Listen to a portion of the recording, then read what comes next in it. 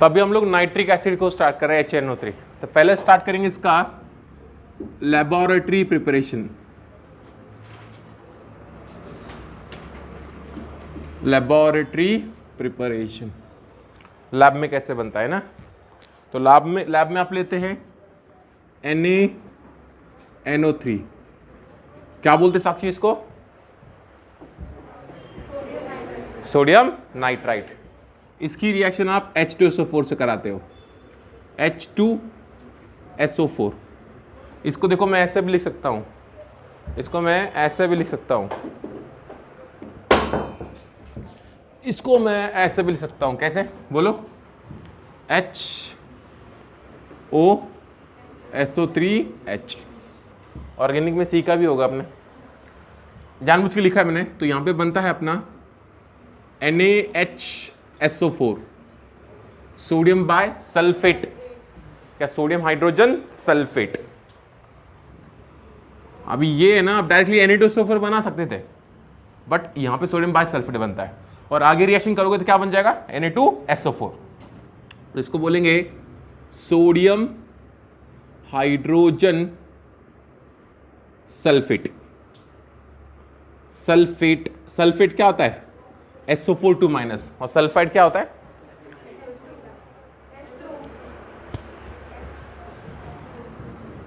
ये सल्फेट है और ये सल्फाइट है, ठीक है? Sulphate and sulphite. जैसे सोडियम सल्फेट, सोडियम सल्फाइट। तो सोडियम हाइड्रोजन सल्फेट, इसको अपन क्या बोलते हैं? सोडियम हाइड्रोजन कार्बोनेट या सोडियम बाय कार्बोनेट। बाय मतलब H ना बीच में, कौन सा सोडा? ये बेकिंग सोडा। तो वैसे सोडियम हाइड्रोजन सल्फेट या सोडियम बाय सल्फेट बना। और उसके बाद देखो बनता है आपका HNO3, नाइट्रिक एसिड। क्या बनता है? Nitric acid. देख रहे हो क्या बनता है? देखो HSO4 दिख रहा है, HSO4 यहां पे चला गया, H बाकी NO3 बाकी, क्या बना? HNO3। तो ये बन गया आपका लेबोरेटरी प्रिपरेशन से नाइट्रिक एसिड। और सारी रिएक्शन याद रखने के लिए प्रैक्टिस चाहिए। अभी हम लोग सीखेंगे कमर्शियल मेथड। अभी हम लोग सीखेंगे commercial method. Commercial method, commercial में कैसे बनता है देखो। एक्चुअली ना कमर्शियल मेथड में ना आप बोल सकते हैं कि नाइट्रिक एसिड आपका फ्रीली बनता है, मतलब फ्री ऑफ कॉस्ट बनता है। लेकिन नाइट्रिक एसिड बेचने वाली कंपनियां उसको बहुत महंगे बेचती है। आप ऐसे बोल सकते हो कि नाइट्रिक एसिड आपका फ्रीली बनता है, बट नाइट्रिक एसिड बेचने वाली कंपनियां उसको बहुत महंगे बेचती है। आप ऐसे भी बोल सकते हो। देखो मैं पहले बता रहा हूं, देखो नाइट्रोजन आपको कहां से आया? एटमॉस्फेयर से। हाइड्रोजन कहां से आया? एटमॉस्फेयर से। कैटलिसिस उसका कुछ नहीं होता। Catalysis is a substance which does not undergo any change because it remains as it is. मतलब नाइट्रोजन फ्री में आया, हाइड्रोजन फ्री में आया, आयरन का कुछ हो नहीं रहा है। तो यहां पे आपका अमोनिया बना फ्री में, राइट? अमोनिया बना फ्री में।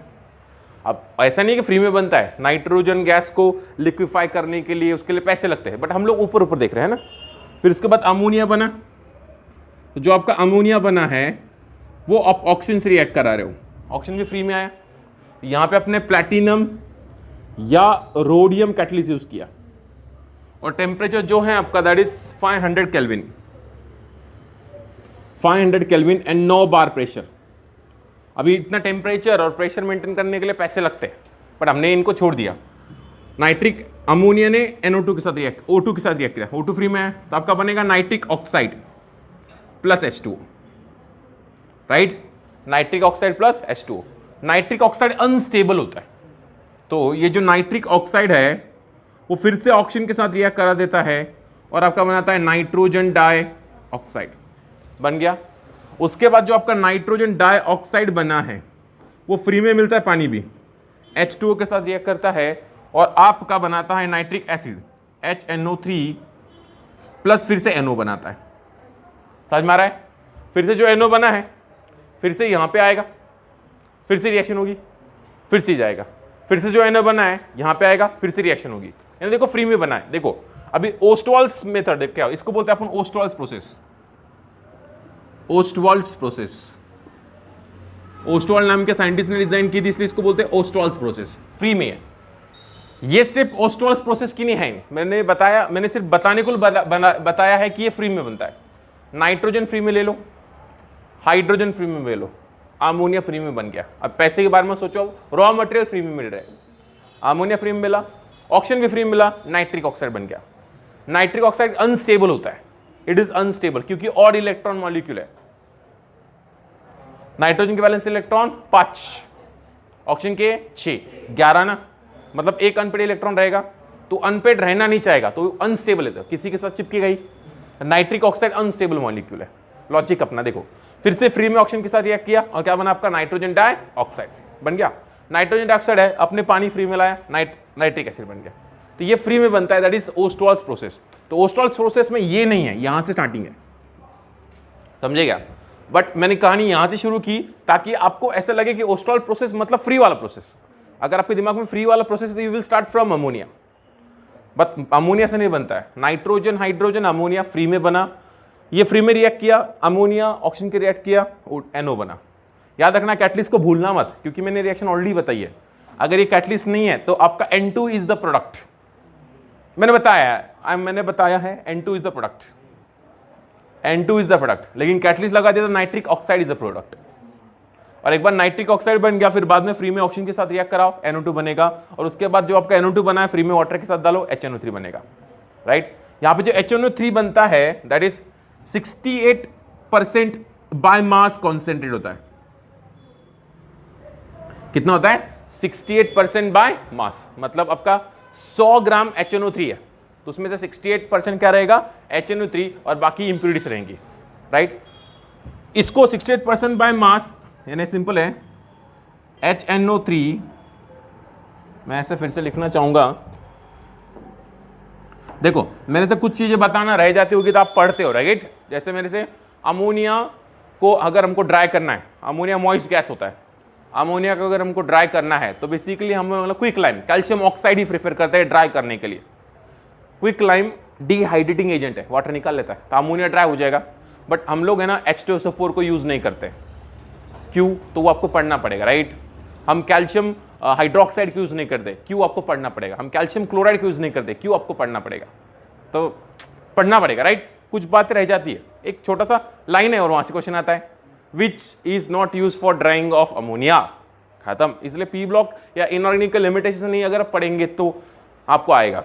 तो सिंपल यहां पे होता है HNO3 is concentrated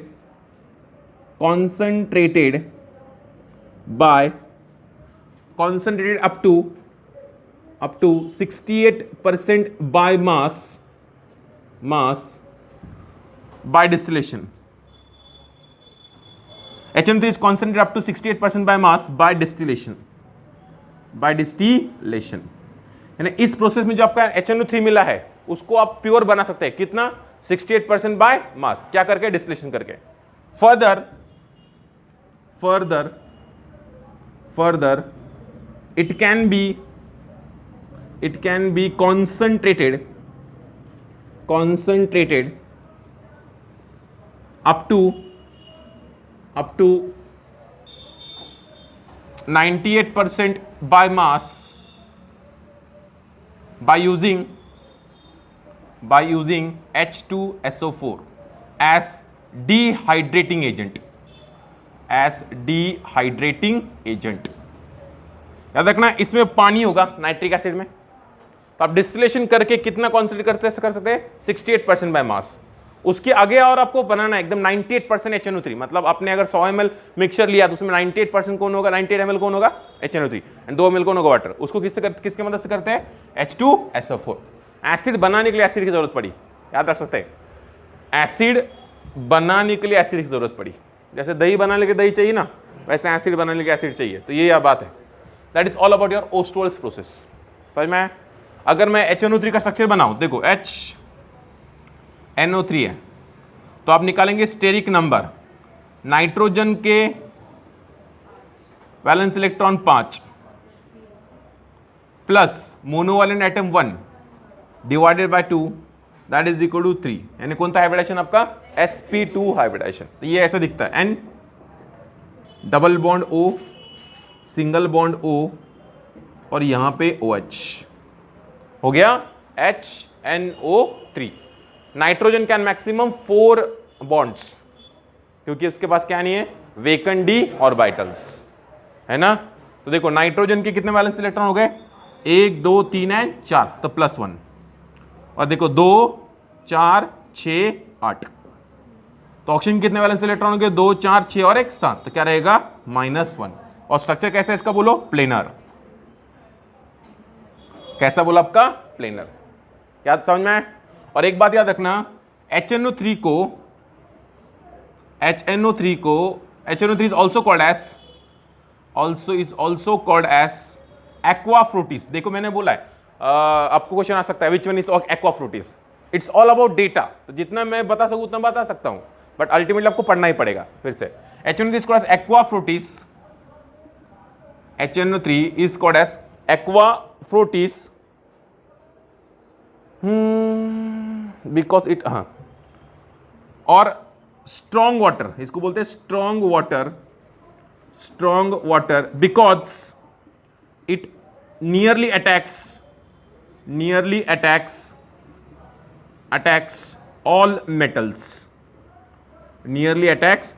मेटल्स, उसको एक्वा फ्रूटिस या स्ट्रॉन्ग वाटर भी बोलते हैं, क्योंकि वो नियरली सारे मेटल्स को क्या करता है, अटैक करता है। करेक्ट। तो फिर से लेबोरेटरी मेथड याद रहा, बहुत अच्छी बात, नहीं रहा तो थोड़ी प्रॉब्लम हो सकती है अगर क्वेश्चन आया तो। बेसिकली अभी तक तो नहीं आया।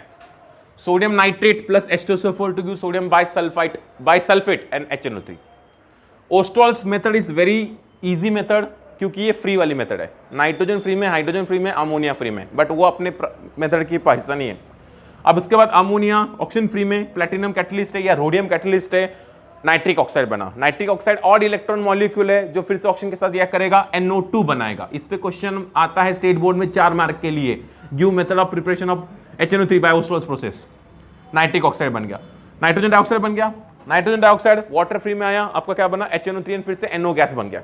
NO फिर से रिएक्ट करेगा और बार बार रिएक्शन होगी।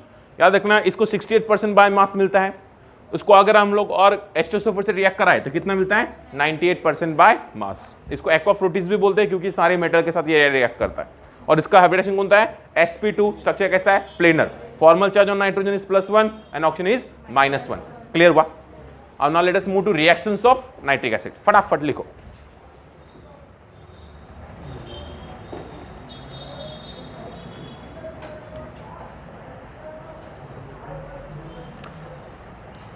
आपके क्लास में कौन है, बुक्स बंद, जो मिलियंस टेस्ट लिख सकता है? बोलो क्या है?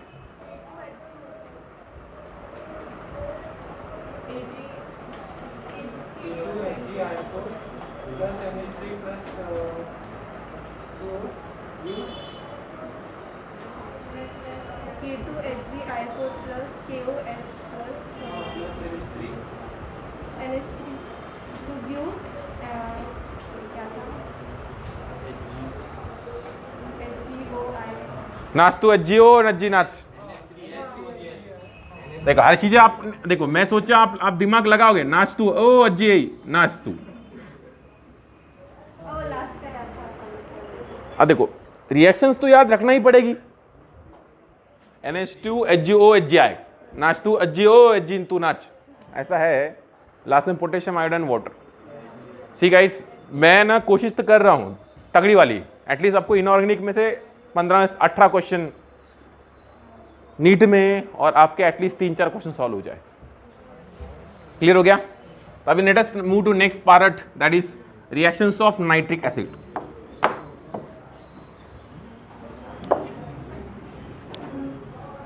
देखो मैं अगर भूल भी गया तो इसमें मेरा कोई घाटा नहीं, क्योंकि मुझे ना एग्जाम देनी है ना मुझे किसी को प्रूफ करना है। बट अगर आप भूल गए तो आपका घाटा ही घाटा है। तो नेक्स्ट है, that is important, that is reactions of nitric acids. Reactions of nitric acid, reactions of nitric acid, है ना ब्रो। तो पहला आपने सुना था कि HNO3+5 ऑक्सीडेशन स्टेट में, तो it is strong oxidising agent. Generally हमने सीखा जिसका ऑक्सीडेशन स्टेट ज्यादा होता है वो स्ट्रॉन्ग ऑक्सीडाइजिंग एजेंट होता है generally.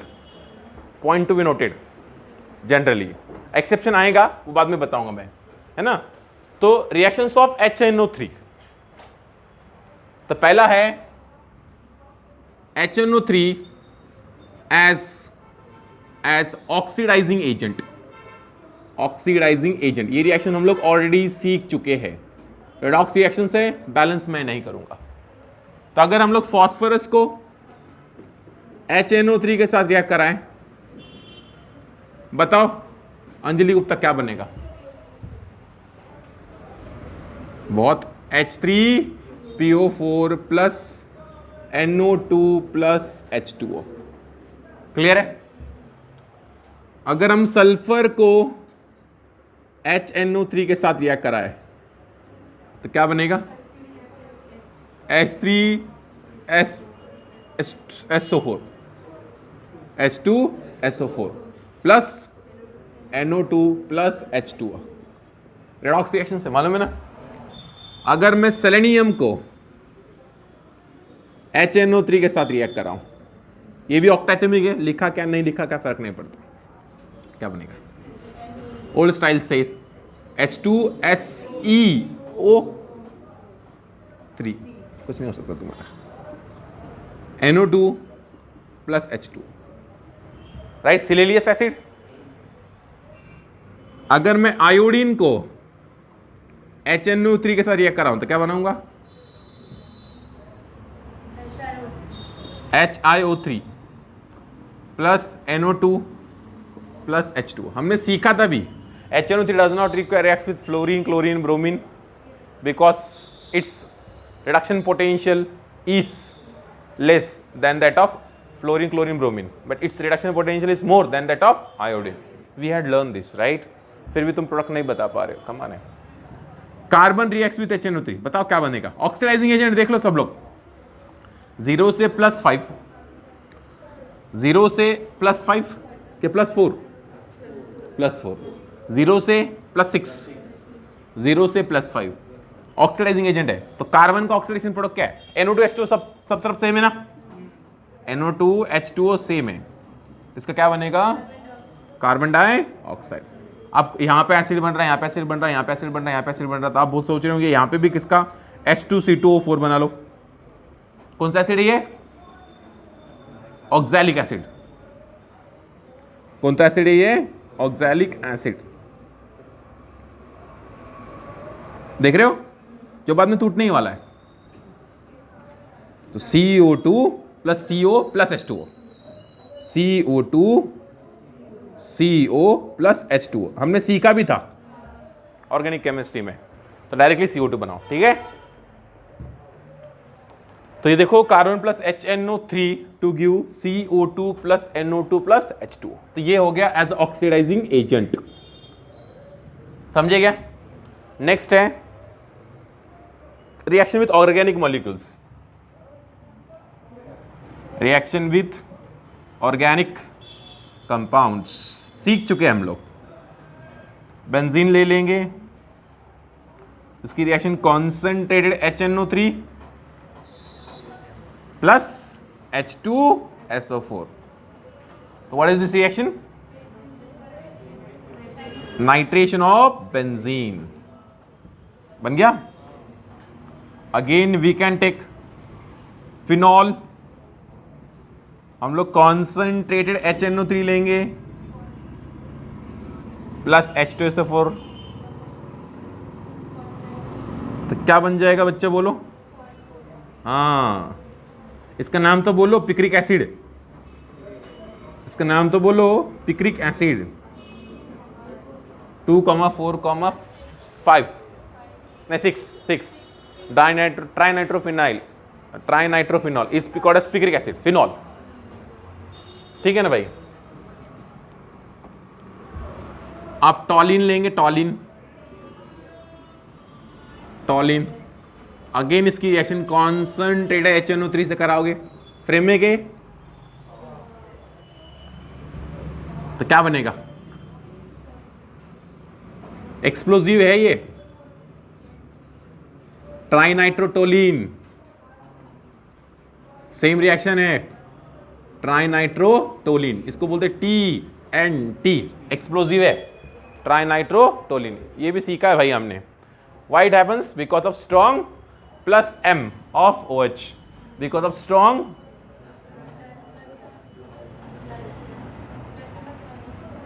Positive hyper conjugation of CH3, वहां पे प्लस M दिखाने के लिए ना तो लोन पेयर ना तो चार्ज है।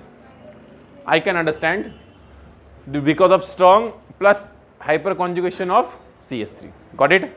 डाइल्यूट लेंगे तो मोनोनाइट्रेशन होगा। Which one is your major product here? Orthonitrophenol due to intramolecular hydrogen bonding.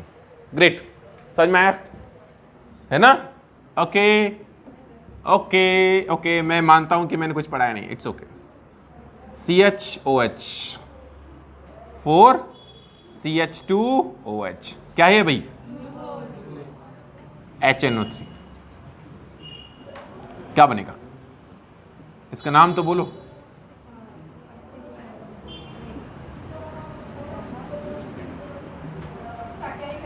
सैकरिक acid, क्या बनेगा? सैकरिक एसिड। उसके बाद C12H22O11, सुक्रोस, इसी का डाइमर है ना सुक्रोस। ये ऑक्सीडाइजिंग एजेंट है बेसिकली, मालूम है ना? ऑक्सीडाइज हो गया प्लस HNO3, तो बनता है आपका H2C2O4, क्या बोलते हैं इसको? ऑक्सैलिक एसिड प्लस H2O, क्या बनता है? बैलेंस नहीं कर रहा, मालूम है ना आपको? और इसको आगे तोड़ना था, फिर से किस में लेके जाओगे? CO2 plus CO plus H2O, got it. तो ये हो गया रिएक्शन विद ऑर्गेनिक कंपाउंड, जो आपने देखी हुई थी। ये सारी रिएक्शन आपने देखी हुई है एक्सेप्ट कार्बन, आज देख ली। ये सारी रिएक्शन आपने देखी हुई है, राइट। आगे है रिएक्शन विथ मेटल्स। इसमें ना बहुत धुआंधार रिएक्शंस होती है, यानी अगर मैं सारी रिएक्शंस बताने लग जाऊं तो जो काम की है वो भी याद नहीं रहेगी। तो मैं जानबूझ के आपको केवल 4 रिएक्शन बताऊंगा जो एग्जाम में पूछी गई है और वही पूछी जाती है जो NCERT में। बाकी के जो रिएक्शंस है वो डिपेंड करेगा कि मुझे कब बतानी है, बट इतना गारंटी देता हूं कि मैं बताऊंगा जरूर। रिएक्शन विथ मेटल्स, अभी आपका नाइट्रिक एसिड मेटल के साथ कैसे रिएक्ट करेगा? Reaction product of HNO3 with metal depends on पहला concentration of HNO3 एंड दूसरा temperature of reaction. Concentration change कर देंगे नाइट्रिक एसिड का तो रिएक्टेंट सेम रहेंगे बट प्रोडक्ट अलग अलग बनेंगे।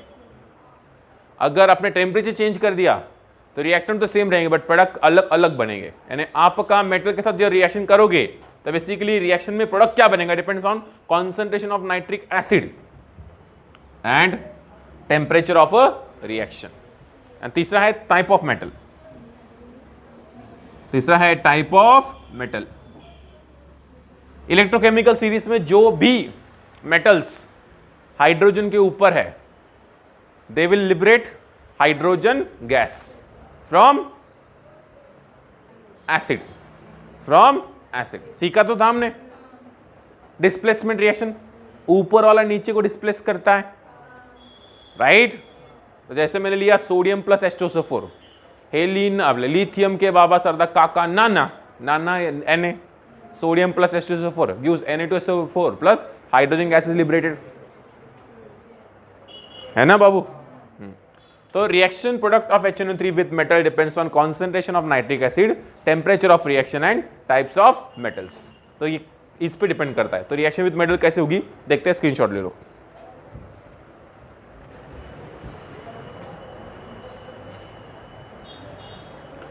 प्रिया क्यों नहीं आ रही?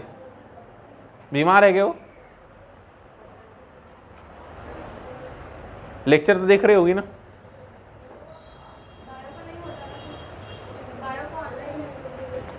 ऑनलाइन तो ये भी नहीं होता, मैं तो ऐसे ही रिकॉर्ड कर रहा हूं क्योंकि तुम नालायक है, मुझे बोलेंगे सर पी ब्लॉक फिर से रिवाइज कराओ, तो मैं बोलूंगा जाओ देख के आओ। ये बात समझे क्या? बैकअप प्लानिंग है मेरे पास।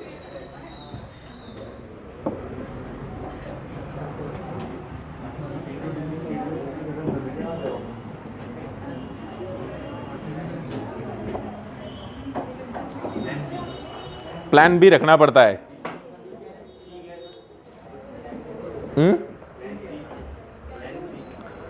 प्लान सी है रिपीट।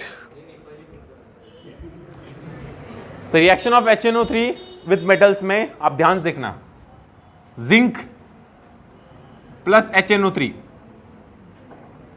मैंने ले लिया कॉन्सेंट्रेटेड। जब भी कॉन्सेंट्रेटेड हो ना, देखो फिर जिंक प्लस HNO3 आपका जिंक नाइट्रेट तो बनेगा ही, Zn2 प्लस होता है, NO3 माइनस होता है, तो जिंक नाइट्रेट ये हमेशा बनता है। बट गैस कौन सा उड़ेगा डिपेंड करता है कॉन्सेंट्रेशन पे। तो zinc plus HNO3, zinc nitrate plus nitrogen dioxide which is the brown colour gas plus water. अगर अपन ने कॉपर प्लस HNO3 कराया विच इज अगेन कॉन्सेंट्रेटेड, समझ में आएगा? तो यहां पे क्या होता है पहले देख तो लो, फिर मैं समझाऊंगा साला यहां पे हाइड्रोजन गैस क्यों नहीं रिलीज हुआ, बताऊंगा। देखो तो अगेन क्या बनेगा, कॉपर नाइट्रेट, कॉपर 2 प्लस होता है, copper nitrate same plus NO2 plus H2O, ये दो रिएक्शन हो गई। वही अगर मैंने जिंक ले लिया बट इसमें मैंने HNO3 डाइल्यूट ले लिया, HNO3 मैंने डाइल्यूट ले लिया, बुक्स क्लोज्ड, डाइल्यूट ले लिया, तो आपका देखो क्या बनता है अगेन, जिंक नाइट्रेट तो बनाएगा ही, ये रहा नाइट्रोजन, इसका कोई मीनिंग नहीं है, ये रहा नाइट्रोजन, तो N2 गैस बनेगा, नाइट्रस ऑक्साइड प्लस वाटर, और ये लाफिंग गैस है, ये लाफिंग गैस है, यानी इसको अगर हमने सूंघ लिया तो हम लोग लाफ करते रहते हैं, हिस्टेरिकल लाफ आता है, मतलब जब तक मर ना जाए तब तक लाफ कर सकते हैं अगर हम लोग कंटिन्यूस लाफिंग गैस लेंगे तो, है ना, मतलब non stop laughing gas. N2O, got it? But मैंने N2O कैसे बनाया तुम समझ आ रहे हैं क्या? कॉन्सेंट्रेटेड है तो हमेशा आपका NO2 निकलता है, गॉट इट? डाइल्यूट में थोड़ा चेंज आ गया, तो मैंने कैसे किया, नाइट्रोजन, तो क्या बना दिया, N2। Copper plus HNO3 dilute, तो अगेन कॉपर नाइट्रेट बनेगा, बट यहां पे नाइट्रिक ऑक्साइड बनेगा। अभी ऐसा क्यों, मैंने बोला ना डिपेंड करेगा कॉन्सेंट्रेशन पे, तो आप इसको ऐसे याद रख सकते हैं, साला डाइल्यूट है, अकेला नाइट्रोजन है, तो नाइट्रिक ऑक्साइड बनेगा। डाइल्यूट है, ये भी नाइट्रोजन, ये भी नाइट्रोजन, मतलब नाइट्रोजन थोड़ी NN, तो क्या बन गया, N2O, समझ में आया, प्लस H2O। इतना तो याद रखो, बाकी तो मैं ना 20 रिएक्शन लिख दो ऐसे, फिर तुम बोलेगे साला NO2 बनना कब, सब N2O कब बना, सर N2O5 कब बना, सब N2O4 कब बना, सब, तो फिर कंफ्यूज हो जाओगे। तो जितना काम कीजिए उतना तो पहले सीख लो। तो सिंपल है, कॉन्सेंट्रेटेड है तो कोई विशेष नहीं है, नाइट्रेट एंड NO2 निकलता है। डाइल्यूट में थोड़ा प्रॉब्लम है यहाँ पे, तो दो ही रिएक्शंस हैं, सिंपल है भाई। अगर डाइल्यूट है, जिंक है, NN2O, डाइल्यूट है बट यहाँ पे N नहीं है, तो सिर्फ क्या बनेगा, NO, गॉट इट?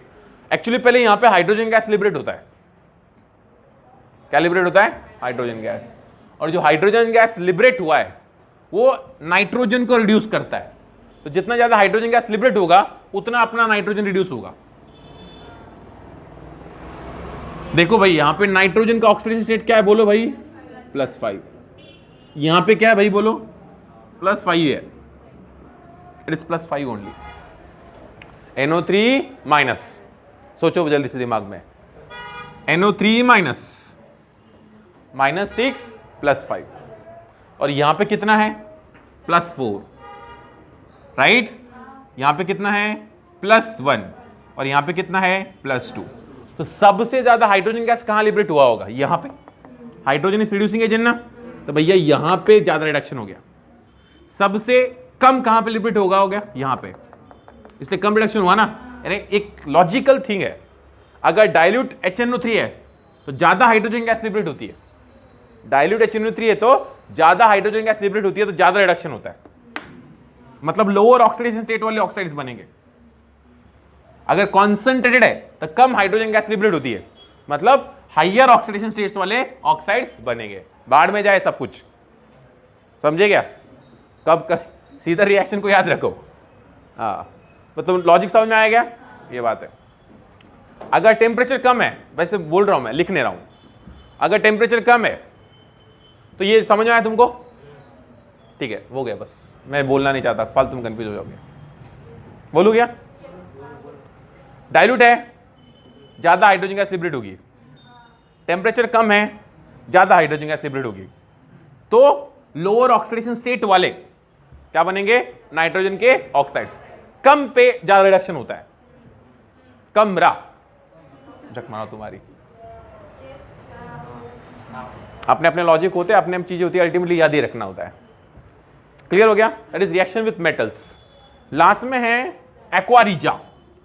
इसके पीछे बहुत कहानियां हैं। अभी कौन सी कहानी सही, कौन सी कहानी रॉन्ग अपने को मालूम नहीं, बट अपन कहानी देख सकते हैं। इसको अपन बोलते हैं ना रॉयल वाटर, एक्वारीजा। एक्वारीजा, एक्वारीजा, इसका अपन बोलते हैं रॉयल वाटर, रॉयल वाटर या किंग्स वाटर।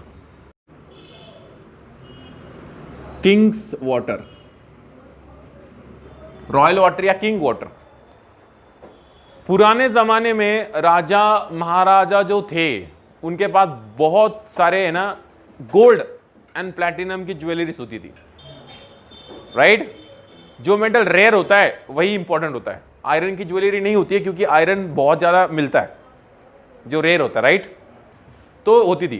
तो उनको ना हमेशा लूट का खतरा बना रहता था, तो उसको कैसे ठिकाने लगाए? और gold and platinum due to their outer most d shell में डी इलेक्ट्रॉन्स होते हैं, D10, they are noble elements, वो जल्दी रिएक्ट नहीं करते, गोल्ड एंड प्लैटिनम, सिल्वर। तो उनको कैसे रखा जाए? तो वो क्या करते थे, एक्वारीजा नाम का एक सॉल्वेंट सोल्यूशन बनाते थे, उसमें गोल्ड एंड प्लैटिनम को डालते थे, वो उसमें डिसॉल्व हो जाता था। और वो जो डिसॉल्व है गोल्ड एंड प्लैटिनम, ऐसे बोतल में भर के रखा जाता था।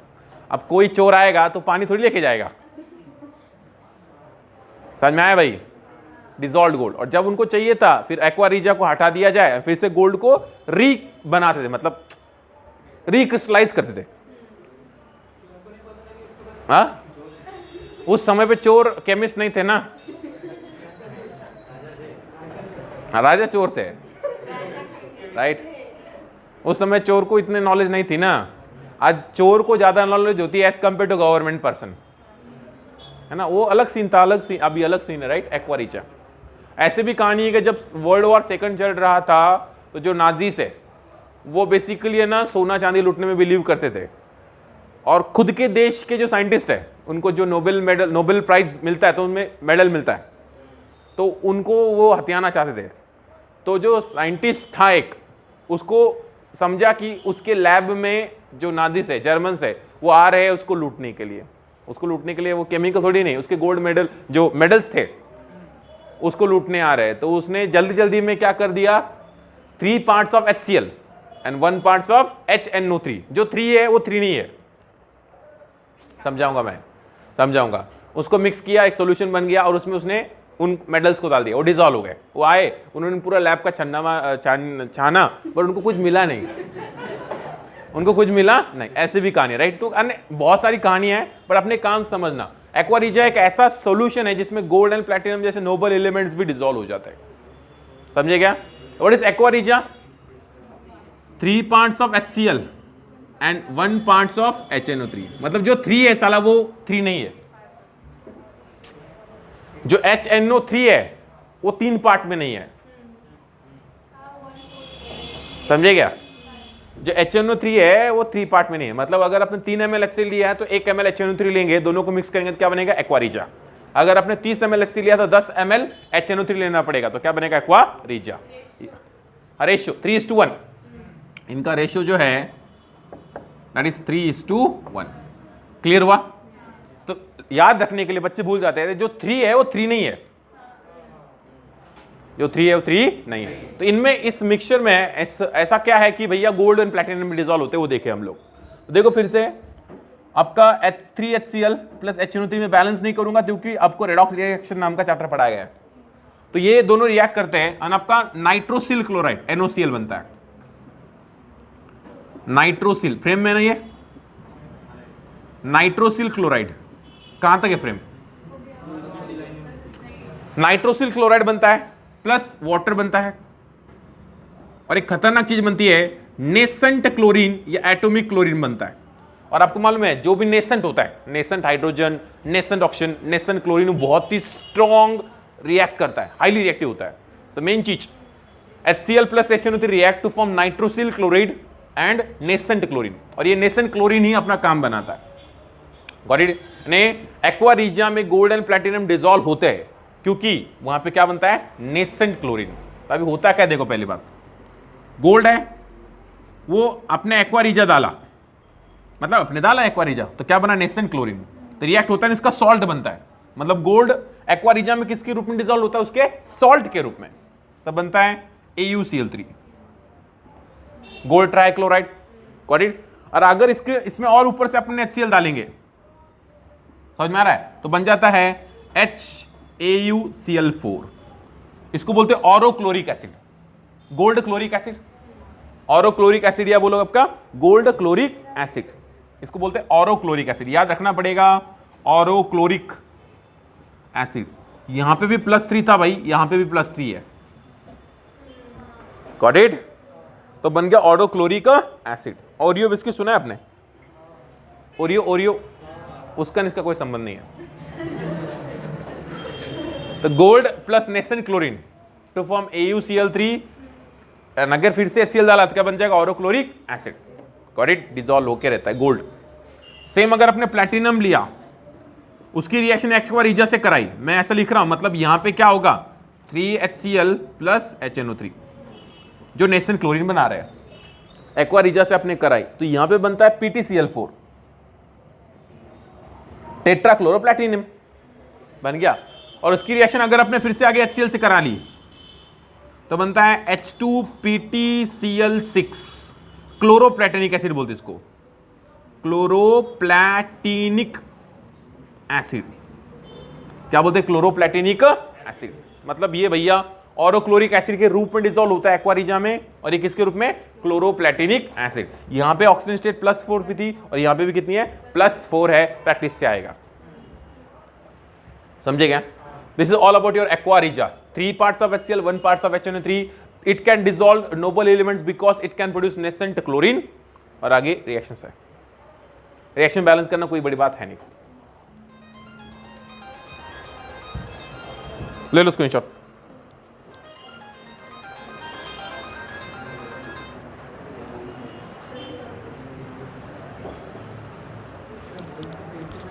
हाँ, उल्टी रिएक्शन करना पड़ती है, उल्टा करना पड़ता है उसको, हीट बीट करना पड़ता, हीट बीट करना पड़ता, वो अलग चीज है। छोड़ो ना यार, एक बार गूगल करके देख लेना, मैंने दूसरा फोन नहीं लाएगा। हाँ हाँ, पूरा जितना डिसॉल्व उतना है, 1 ग्राम भी नहीं जाता, जितना डिसॉल्व उतना जाता, 1 ग्राम भी नहीं जाता। देख मैं तुझे हिंट देता हूं वापस कैसे आते। देख आपने एक रिएक्शन सीखी थी, NaCl प्लस F2, ये डिस्प्लेसमेंट रिएक्शन थी ना। वैसे ही आपको क्या करना है, इस क्लोरीन को हटाना है ना, तो अलग अलग प्रकार के केमिकल रिएक्शन करके उल्टा कर सकते हैं अपन। ठीक है, समझ में आया? तो लास्ट है ये चीजें, आपको इसमें से कोई भी चीज 1 2 3 4 और वो 6 रिएक्शन याद रखनी है आज। लास्ट है आपका brown ring test, a very important test. भैया इस पे न जाने कितने बार क्वेश्चन पूछा गया। NO2 इज ब्राउन गैस, याद रखना। NO2 कौन सा गैस है, ब्राउन गैस। न जाने इस पे कितने बार क्वेश्चन पूछा गया ब्राउन रिंग टेस्ट पे, कितने बार बोल नहीं सकता मैं। कितना बज गया, शिट। नेक्स्ट आपका ब्राउन रिंग टेस्ट, बहुत धीरे पढ़ा रहा हूं यार मैं। ब्राउन रिंग टेस्ट बहुत इंपॉर्टेंट है, बहुत बार क्वेश्चन पूछा गया। तो ये ब्राउन रिंग टेस्ट किसके लिए? पहला, it is test for nitrate ions, यानी दिए गए कंपाउंड में नाइट्रेट है कि नहीं।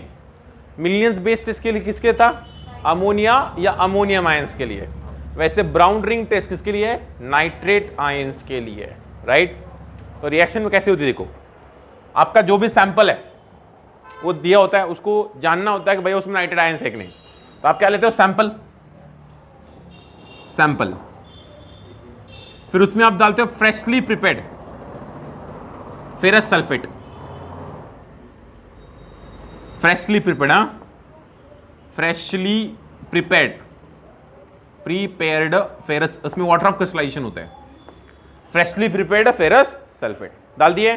और उसके बाद आप डालते हैं drop by drop H2SO4, drop by drop, drop by drop, तो आपका बनता है brown ring, brown ring at the junction of sample and H2SO4, H2SO4, यह सिंपल आपका ब्राउन रिंग बनता है। क्या बनता है, ब्राउन रिंग। समझा, देखो आपने एक टेस्ट ट्यूब ले ली, ओके, पहले इसने अपना जो सैंपल है जिसमें नाइट्रेट है कि नहीं जानना है, उसको डाल दिया, राइट, सैंपल डाल दिया, और ऑब्वियसली आप उस सैंपल को डिसॉल्व करके डालेंगे डिस्टिल वाटर में। पाउडर दिया है तो basically nitrates are powders, powder होते हैं, पाउडर को अपन क्रश करते हैं और क्रश करने के बाद डिस्टिल्ड वाटर लेते हैं, ताकि अगर हमने कोई टैप वाटर ले लिया तो उसके अंदर कोई एनायन होगा तो इंटरफियर कर जाएगा, डिस्टिल्ड वाटर लेते हैं, इसको डिसॉल्व करते हैं। तो हमने क्या डाल दिया, सैंपल, मतलब जिसमें हमको चेक करना नाइट्रेट है कि नहीं। फिर उसके बाद हमने क्या डाला इसमें, फेरस सल्फेट, ये डाल दिया अपन ने, फेरस सल्फेट डाल दिया, चला गया। फिर इस टेस्ट ट्यूब को अपन ऐसे टेढ़ा करते हैं, टेढ़ा, ऐसा ऐसा ऐसा टेढ़ा कर लेते हैं, ऐसा टेढ़ा, गॉट इट, और ये अपना सैंपल पिंपल ऐसा रहा, राइट। तो अपन इसमें ड्रॉप बाय ड्रॉप जो है, ये वॉल्स ऑफ टेस्ट ट्यूब पे H2SO4 छोड़ते हैं, एकदम से ऐसे नहीं डालते यहाँ पे, फिर ये H2SO4 ऐसे ऐसे तैर के आता ना, ऐसे ऐसे तैर तैर तैर के तैर तैर के आता, जैसी रिएक्शन होती है तो ये जो जंक्शन है किसका, सैंपल का, FeSO4 का, उसके जंक्शन पे एक ब्राउन रिंग बनती है, एकदम ऊपर भी नहीं बनती, एकदम नीचे भी नहीं बनती, बीच में बनती है, एक ब्राउन रिंग बन जाती, got it, that is brown ring test. अगर ऐसी ब्राउन रिंग बन गई तो समझ जाना उसमें क्या था, बोला आपका नाइट्रेट आयन था। अगर ब्राउन रिंग नहीं बनी तो नाइट्रेट आयन नहीं था, गॉट इट। अभी ये रिएक्शन कैसे होती है हमको देखना है, ऊपर का पार्ट समझ में आ गया, तभी हम लोग देखेंगे how this reaction awkward, how reaction this awkward. तो पहले अपन ने सैंपल ले लिया, मान लो आपने लिया सोडियम नाइट्रेट, ले लिया सोडियम नाइट्रेट, करेक्ट, अभी तो सीखा था सोडियम नाइट्रेट।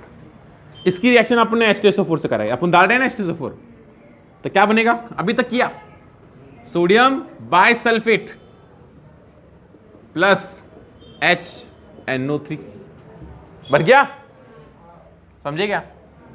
फिर उसके बाद FeSO4 है, .6H2 जो भी है, वाटर ऑफ क्रिस्टलाइजेशन मैटर नहीं करते, आपने HNO3 लिया, ये क्या है, ऑक्सीडाइजिंग एजेंट। यहां पे इसका ऑक्सीजन स्टेट कितना है, +2, तो +2 से इसको +3 में लेके जाता है, कौन, नाइट्रिक एसिड, तो बना +2 से +3 में लेके जाता है, फेरस से फेरिक, तो बनेगा Fe2SO4 थ्राइस, फेरिक सल्फेट। एक और कैच, यहां पे बनता है नाइट्रिक ऑक्साइड, अगर ये ऑक्सीडाइज करेगा तो खुद रिड्यूस होगा ना, तो +5 से किस में गया, +2, वाटर हीटर तो पड़े हुए हैं, वाटर का जरूरत नहीं है, बन गया नाइट्रिक ऑक्साइड। देखो नाइट्रिक ऑक्साइड बन गया अपनी, ये काम की चीज है, गॉट इट। अब बाद में क्या होता है, एक बहुत खतरनाक चीज है, सॉल्यूशन में आपका फेरस सल्फेट पड़ा हुआ है, ये सब टेस्ट ट्यूब में ही हो रहा है ना, टेस्ट ट्यूब में ही आपने सैंपल डाला था, टेस्ट ट्यूब में आपने FeSO4 डाला था, और टेस्ट ट्यूब में ही आपने H2SO4 डाला था, तो टेस्ट ट्यूब में ही रिएक्शन हुई है, तो ये भी टेस्ट ट्यूब में है, ये भी टेस्ट ट्यूब में है, ये भी टेस्ट ट्यूब में, ये भी टेस्ट ट्यूब में, ये भी टेस्ट ट्यूब में, सब टेस्ट ट्यूब में ही है, राइट। तो टेस्ट ट्यूब की रिएक्शन समझा रहे हैं, तो टेस्ट ट्यूब में फेरस सल्फेट पड़ा हुआ है अभी भी, राइट, उसमें वाटर ऑफ क्रिस्टलाइजेशन मान लो ऐसे 6H2 होते पड़ा है, ये नाइट्रिक ऑक्साइड बना है कि नहीं, ये नाइट्रिक ऑक्साइड उसके साथ रिएक्ट करता है और एक कॉम्प्लेक्स बनाता है, देखो 6 दिख रहा है, 6 देखो कैसे बनाना, देखो Fe 6 दिख रहा है ना, H2O5, NO दिख रहा है ना, ये NO, गॉट इट। और देखो Fe2 प्लस करना है तो काउंटर बैलेंस करने के लिए कौन रहेगा, SO4 माइनस, गॉट इट। तो भैया यहां पे ये हो गया अपना ब्राउन रिंग कॉम्प्लेक्स, ये कॉम्प्लेक्स का कलर होता है brown ring, brown ring complex, समझे। समझे क्या? अब सबसे मेन बात समझना बहुत जरूरी है, मैंने यहाँ पे Fe2+ बोला ना, वो तो मैं सिर्फ S यहां से बोला। यहाँ पे जो आयरन है उसका ऑक्सीजन स्टेट होता है +1। अभी के लिए याद रखो, कोऑर्डिनेशन केमिस्ट्री में समझाऊंगा। कितना होता है? +1 आता है। इन brown ring complex what is the oxygen state of iron? क्या होता है? +1। कैसा होता है देखो समझाता हूं मैं। ये पूरा कॉम्प्लेक्स है ऐसा, SO4 मैंने चलो, इसमें पूरा चार्ज कितना है? 0। तो अपन क्या करेंगे? Oxygen states of Fe, water की ऑक्सीजन स्टेट क्या होती है? 0, right, plus oxygen state of nitric oxide जो कि यहां पे +1 है। समझे क्या? SO4 की कितनी है? -2 इज इक्वल टू 0। तो Fe की कितनी आई? +1। Fe वाटर की ऑक्सीजन स्टेट 0, नाइट्रिक ऑक्साइड कितनी है? +1। नाइट्रिक ऑक्साइड नहीं रहा अभी वो, NO की कितनी है? +1। तो टोटल कितनी हो गई? +1। समझे क्या? एक्चुअली जो NO न्यूट्रल होता है ना वो अनस्टेबल है, ऑलरेडी बोला NO is unstable because is odd electron molecule. तो ये NO है ना ऐसा कन्वर्ट हो जाता है NO+ में और एक इलेक्ट्रॉन छोड़ देता है।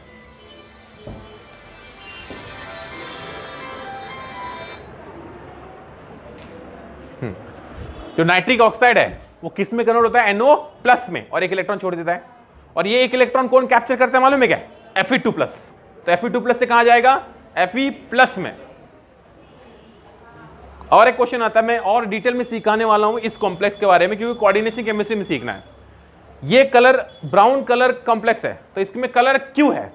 तो याद रखना, this is due to charge transfer spectra. Charge transfer spectra क्यों है? Due to charge transfer spectra. समझाएंगे? देखो, किसी भी कंपाउंड में चार्ज होता है due to transition of electrons, atomic structure. Lower energy orbit में इलेक्ट्रॉन्स होते हैं, जब वो एनर्जी एब्जॉर्ब करते हैं they gets excited to higher energy orbital orbit, और वहां पे हमेशा के लिए नहीं रखते हैं, कुछ फेम्टोसेकंड में ही हायर से लोअर में गिरते हैं। तो ऊपर से जब नीचे आते हैं वो एनर्जी छोड़ते हैं, एटम से बाहर निकलती है, और वही हमको कलर के रूप में दिखती है अगर वो एनर्जी विजिबल स्पेक्ट्रम में लाई कर रही है। और याद रखना मेरे बच्चों, ऐसा होता है, ऐसा होता है। जनरली केमिस्ट्री की बात कर रहे हैं, VBGYOR। अगर किसी एटम में येलो कलर एब्जॉर्ब किया तो इलेक्ट्रॉन येलो कलर एब्जॉर्ब करके ऊपर जाएगा, बट जब इलेक्ट्रॉन नीचे आएगा तो हमको, अच्छा वायलेट है ये, तो हमको कौन सा कलर दिखेगा? येलो। करेक्ट। दिस अगर ब्लू कलर एब्जॉर्ब किया तो कौन सा कलर दिखेगा? ऑरेंज। ब्लू की ज्यादा एनर्जी होती है ना, मतलब electrons are more compactly attached to nucleus, तो ज्यादा एनर्जी चाहिए, राइट? समझ में आ रहा है? अगर वायलेट एब्जॉर्ब किया उसकी एनर्जी कम होती है। आई होप आपको समझ में आ रहा है मैं क्या VBGYOR। तो वायलेट उसकी एनर्जी कम है भाई, तो भाई electrons are away from the nucleus, तो आराम से ट्रांजिशन हो रहा है। तो यहाँ पे जो कलर दिखते हैं ये क्यों है? Due two electron transition. तो यहां पे जो कलर दिखता है वो इलेक्ट्रॉन ट्रांजिशन के नहीं है, किसके कारण है? चार्ज ट्रांसफर के कारण। किसके कारण है? चार्ज ट्रांसफर के कारण। NO था, समझ में आ रहा है? NO+ बन गया, तो Fe2+ था तो क्या बन गया? Fe+ बन गया। NO जो न्यूट्रल था NO+ चार्ज हो गया, और जो Fe2+ था वो क्या बन गया? Fe+ बन गया। यानी इन शॉर्ट क्या ट्रांसफर हो गया? चार्ज। अल्टीमेटली इलेक्ट्रॉन ही जा रहा है ना, NO+ बन के इलेक्ट्रॉन फेंकता है, और Fe2+ इलेक्ट्रॉन गेन करके Fe+ बन जाता है। बट हम इसको क्या बोलते हैं? Charge transfer spectra. Don't worry, इसको बहुत डिटेल में सिखाना है मुझे। तो फिर से रिकॉल, ब्राउन रिंग टेस्ट क्या है? Brown ring test nitrate ion के लिए है। Got it? कैसे करते हैं? सैंपल लेते हैं, उसमें आप फ्रेशली प्रिपेयर्ड फेरस सल्फेट डालते हो। फ्रेशली प्रिपेयर्ड इसलिए डालते हो क्योंकि अगर उसको आपने रख दिया तो एटमॉस्फेरिक ऑक्सीजन के कांटेक्ट में आ जाएगा, और जो ferrous sulphate it may get convert to ferric sulphate, oxidation हो जाएगा ना उसका, तो इसलिए इसको हम लोग फ्रेशली प्रिपेयर्ड फेरस सल्फेट में डालते हैं। डाल दिया, और ऊपर से आपने drop by drop on the walls of a test tube क्या डालते हैं? H2SO4। तो at the junction there is formation of brown ring. तो एग्जैक्टली रिएक्शन बोलो, मैंने माना कि मेरे पास सैंपल है सोडियम नाइट्रेट है, it can be potassium nitrate also, it can be magnesium nitrate भी ऑल्सो। नाइट्रेट है, रिएक्शन हुई, तो हमने ये रिएक्शन क्यों ली? क्योंकि हमने सीखी थी sodium bisulphate and nitric acid बन गया। बीकर में टेस्ट ट्यूब में बना, आगे रिएक्शन हुई और आपका क्या बन गया, ऑक्सीडाइजिंग एजेंट है, +2 से +3 और NO बना। NO ने आके कॉम्प्लेक्स बना लिया जिसका कलर कैसा है, brown ring, brown colour. Got it? That is आपका ब्राउन रिंग टेस्ट। तो here we finished compounds of nitrogen, last बाकी ऑक्साइड्स। ठीक है, चलो ठीक है, थैंक यू।